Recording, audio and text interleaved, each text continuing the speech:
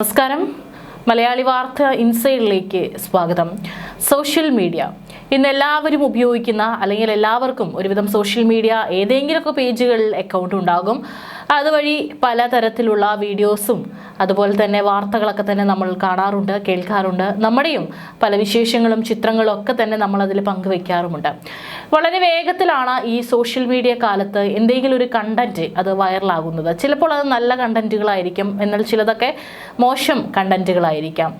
പല വാർത്തകളേക്കാൾ വേഗത്തിലാണ് ഇന്ന് ഇത്തരത്തിൽ സോഷ്യൽ മീഡിയയിലൂടെ പലതും വൈറലാകുന്നത്. പിന്നീട് അത് വാർത്തയാകുന്നതൊക്കെ തന്നെ നമ്മൾ കാണാറുണ്ട്.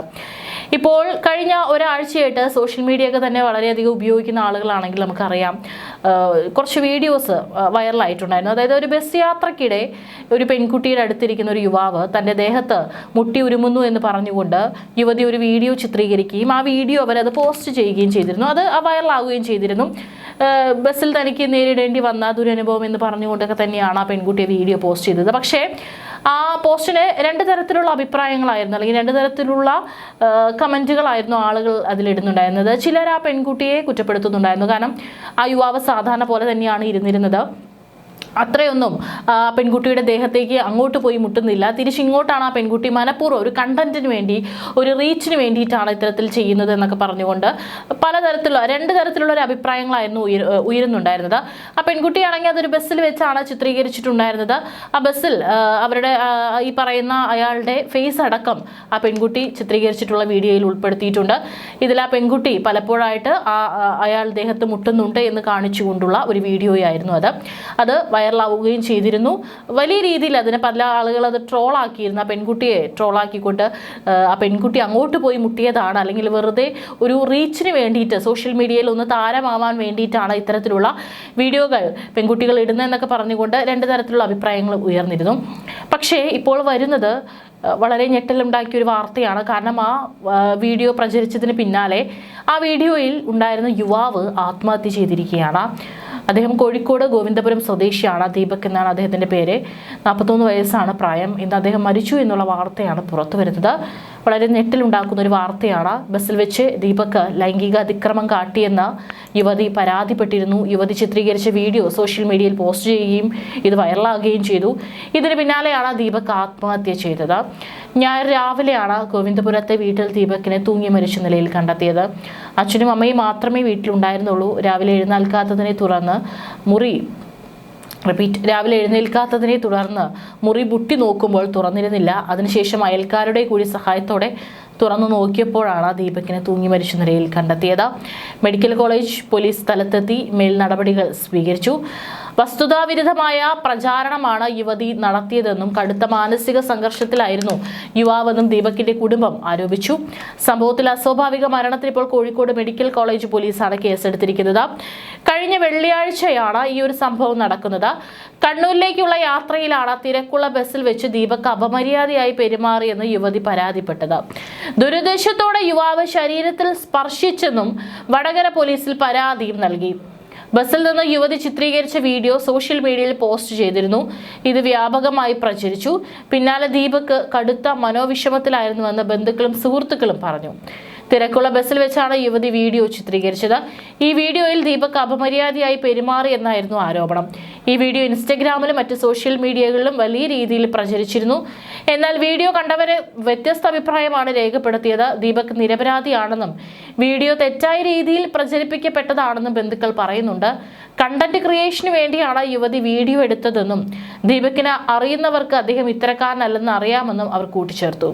കണ്ണൂരിലെ ഒരു വസ്ത്ര വ്യാപാര സ്ഥാപനത്തിലെ സെയിൽസ് മാനേജർ ആയിരുന്നു ദീപക്. ജോലി സംബന്ധമായ ആവശ്യത്തിന് പോകുമ്പോഴാണ് ഈ സംഭവം ഉണ്ടായത്. കണ്ടന്റുകൾക്കായി യുവതി മനഃപൂർവ്വം മുന്നോട്ട് കയറി വന്ന് ദീപകിനെ സ്പർശിക്കുകയായിരുന്നുവെന്നാണ് ബന്ധുക്കൾ പറയുന്നത്. വീഡിയോ പുറത്തു വന്നതോടെയാണ് ദീപക് വലിയ മാനസിക വിഷമത്തിലായി എന്ന് പറയുന്നത്. സുഹൃത്തുക്കളോടൊക്കെ ഇക്കാര്യം പങ്കുവച്ചിരുന്നു.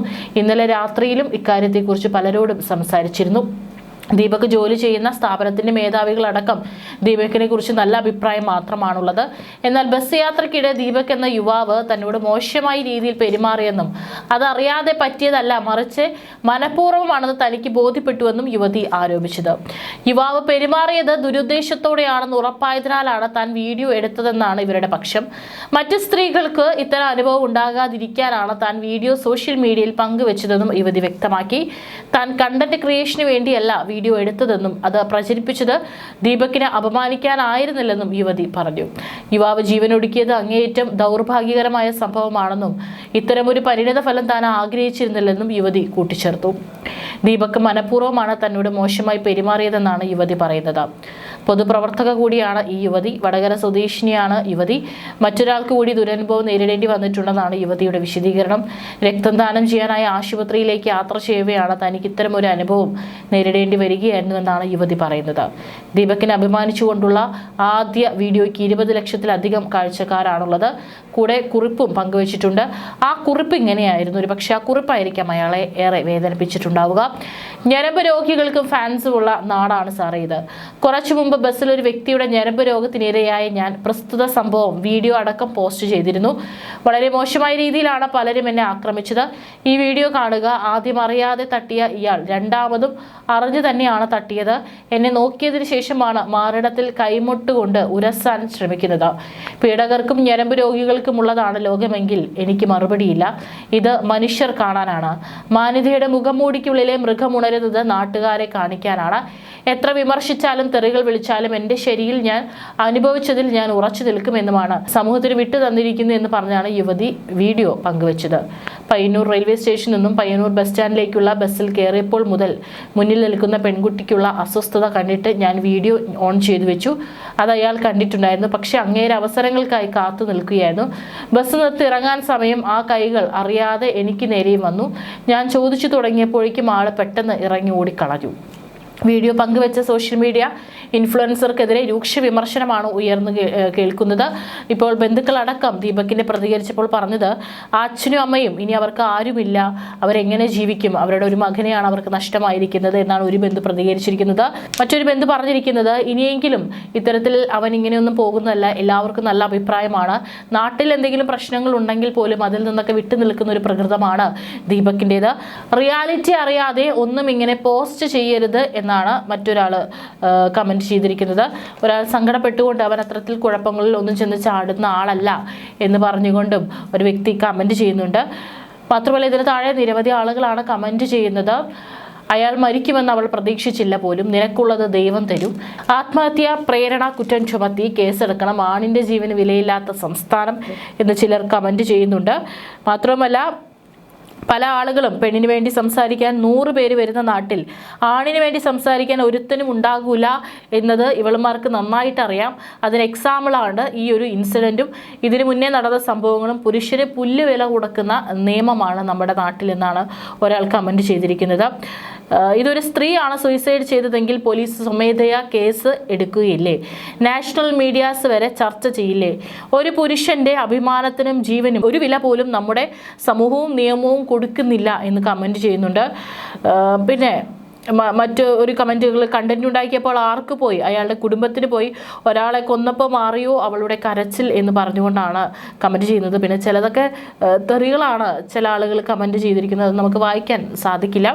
ഏതായാലും ഇപ്പോൾ വളരെ ദാരുണമായിട്ടുള്ളൊരു സംഭവം തന്നെയാണ്.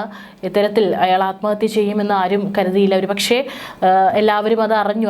അയാളുടെ ഫേസ് അടക്കം പുറത്തു വന്നു. നാട്ടിലും ബന്ധുക്കളും സുഹൃത്തുക്കളും ജോലി ചെയ്യുന്ന സ്ഥാപനത്തിലുള്ളവരൊക്കെ തന്നെ അറിഞ്ഞു കാണുമ്പോൾ ഒരുപക്ഷെ അപമാനഭാരം സഹിക്കാൻ വയ്യാതെയായിരിക്കാം അയാൾ ആത്മഹത്യ ചെയ്തിട്ടുണ്ടാവുക. ഇതുവരെയായിട്ടും അടുത്ത് എന്തായിരിക്കും ഇനി പോലീസ് സ്വമേധയാ കേസെടുക്കുമോ എന്നുള്ളതിനെ കുറിച്ചിട്ടൊന്നും അറിയില്ല. ആ വീഡിയോ ഇപ്പോഴും സോഷ്യൽ മീഡിയയിൽ വൈറലാവുകയാണ്. ഇപ്പോൾ ഈ ഒരു മരണവാർത്ത വന്നതിന് പിന്നാലെ പലരും ആ വീഡിയോയ്ക്ക് താഴെ പോയി കമൻറ്റ് ചെയ്യുന്നുണ്ട്. ഈ പറയുന്ന ആളുടെ മരണവാർത്ത അറിഞ്ഞതിന് ശേഷമാണ് വീണ്ടും ഈ വീഡിയോ കാണാൻ വന്നിരിക്കുന്നത് എന്ന് പറഞ്ഞുകൊണ്ടും പല ആളുകളും കമൻറ്റ് ചെയ്യുന്നുണ്ട്.